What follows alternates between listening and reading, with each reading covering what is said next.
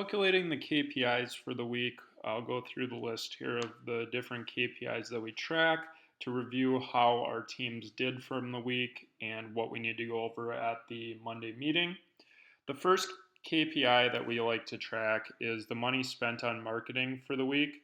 This is something that typically Andrew and Amy can help with. There are some ways in the office too to look some of this up as well, such as reviewing what we spent on Home Advisor or Angie's leads, Google verified leads, different things like that. But our overall total spend on marketing for the week, and again, Amy and Andrew can help with this if needed. And then the amount of leads for the week. So this is what you guys would be tracking in the office. Say if leads came from Facebook groups, Home Advisor slash Angie's List, Google verified leads, different things like this. People who just simply found us on Google or called in, emailed, that sort of thing. And so we're tracking that. Again, that's something where Andrew can work with you guys on that and should have some step by steps on how we track that. But we do want to know each week the number of leads that we got from the week prior so that we know if our advertising is working, how things are going. If we need to do additional advertising, say if we don't have enough leads coming in, that sort of thing. Then we want to look at the number of estimates that we had from those leads. And for that, what you're going to do is you'll simply go on Jobber, look at the guys' schedules, count up the number of estimates that they went to, and then from there, after we have the number of estimates we went to for the week, we're going to look at the amount of jobs that we booked. So this will be on a spreadsheet in Jobber. As people are booking projects, you guys will put those in here. And we'll just simply look at the total number of jobs booked. We don't count add-ons.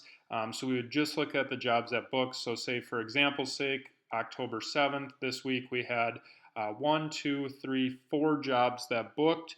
And then you're also going to look at the total amount of revenue of those jobs that booked. So say, for example, this week there was $28,593.75 in revenue. So that would be another one of the metrics that you would add to the KPI sheet so that we can see overall how the week has gone. And then for the total sales close rate, basically what you're going to do is you're just going to take the number of jobs that booked. So again, in this example, it would be 4. And you divide that by the total number of estimates that are on Jobber on the sales team's schedules. Again, you're just going to look at each sales guy's schedule and add up the number of estimates that they went to. Again, divide this number here, 4 sold jobs, by that number of estimates, and that'll give you the total sales close rate. The next KPI is the amount of money that has been unpaid for the week. Basically, all you got to do is just go back and review the projects that the guys have completed, and any of the jobs that they did not get a check from the client at the end of the project and that we have not received payment in the mail from means that those jobs need to be paid yet. So go through and add up the total dollar amount of unpaid revenue from the week so that we know how much money we are owed out on projects that were completed from the week. If the homeowners or clients are around and the guys are doing a good job, they should be collecting payment at the end of the projects, but that said, that doesn't always take place, or sometimes the client is not available. The next thing we're going to look at is the crew's average gross margin. So if you pull up the crew's profit and loss sheets, so you'll just look at the P&L, say for example the landscape P&L from 2024 here. What you're going to do is you're going to go to the profit percentage, which would be the amounts that are getting calculated on projects to see how profitable they are. I do have another video on the systems and processes documents that show how to find this, but what you're going to do is you're going to take the total. So if you highlight all these and then just be careful not to mess it up, you're going to click this at the bottom here and it'll tell you the average. So 2024, these guys had a 52% average.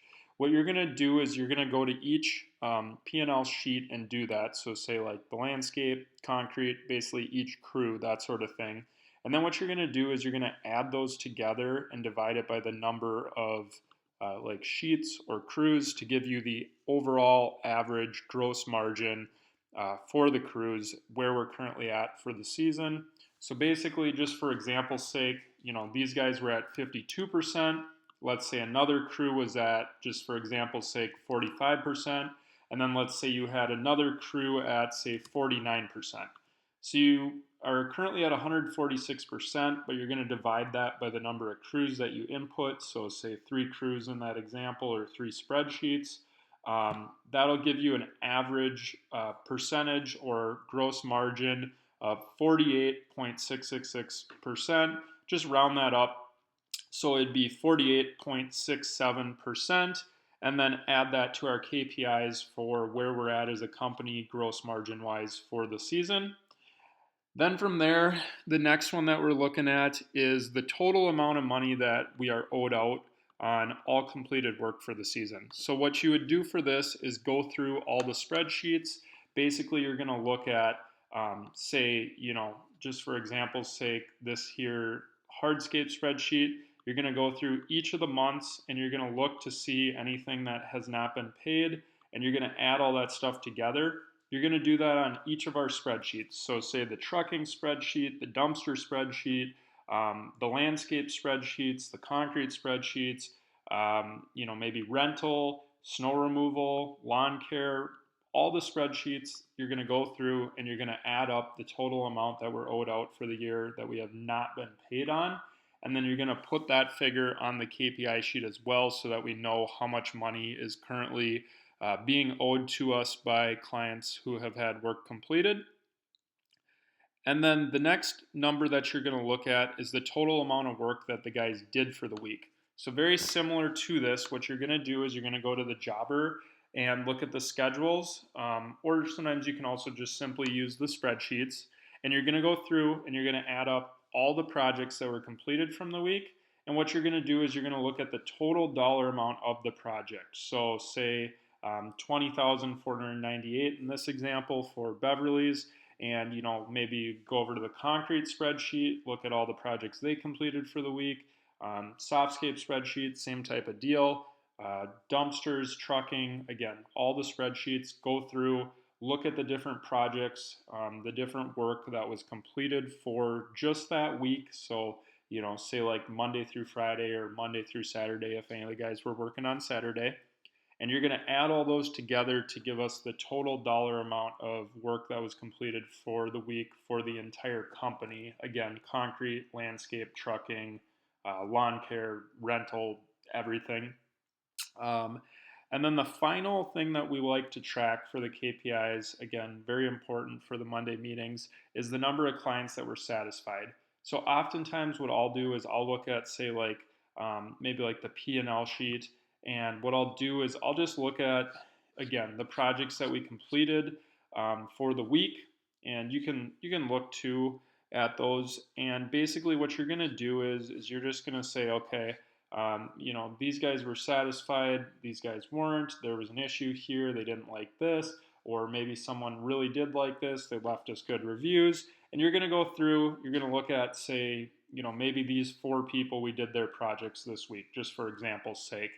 And let's say Beverly was happy, Laura was happy, Paul unfortunately was not happy, and let's say Cheryl was unfortunately not happy as well.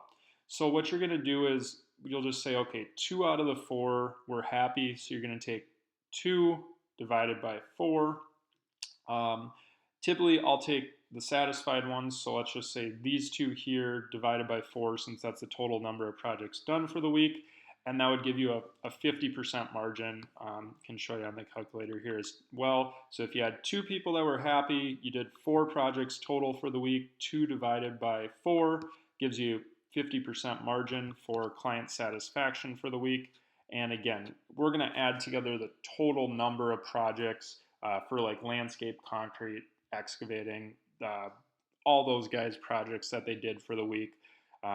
Let's just say if it's 10 projects, and again, let's say 5 people were happy, 5 people were unfortunately dissatisfied. You're going to take the 5 happy people, divide that by the total number of projects, which is 10, and that would give you a 50% client satisfaction margin for the prior week. And then also too, just when you're going through, typically for the Monday meeting, we will have where we'll look at each project individually that the guys worked on and what the margin was on that project. So definitely putting a list together of those as well for review of the at the Monday meeting.